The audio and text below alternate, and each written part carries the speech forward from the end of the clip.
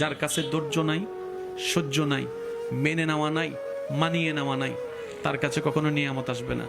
এই ক্ষেত্রে আমাদের অনেকের মনের একটা চাপা প্রশ্ন থাকে, জানতে চাওয়া যে ধৈর্য তো অনেক ধরেছি, আর কত ধৈর্য ধরবো, সহ্য তো অনেক করেছি, আর কত সহ্য করব। হাজার দিকে উত্তর না গিয়ে একটা উত্তর দেওয়ার চেষ্টা করি, মাথায় এবং মনে বসিয়ে রাখবেন যদি ভালো লাগে। ধৈর্য ততক্ষণ ধরবো যতক্ষণ আমাদের রব খুশি না হয়। সুবহানাল্লাহ। যতক্ষণ রব খুশি না হবে ততক্ষণ ধৈর্য, ততদিন ধৈর্য, তত মাস ধৈর্য, তত বছর ধৈর্য। কারণ আল্লাহ তাআলা জানেন কখন নিয়ামত দিলে আমাদের জন্য ভালো হবে, এটা আল্লাহই ভালো জানে।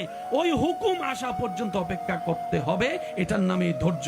কোনো হা হুতাশ করা যাবে, আফসোস করা যাবে? আল্লাহ দিল আলহামদুলিল্লাহ, না দিল আলহামদুলিল্লাহ।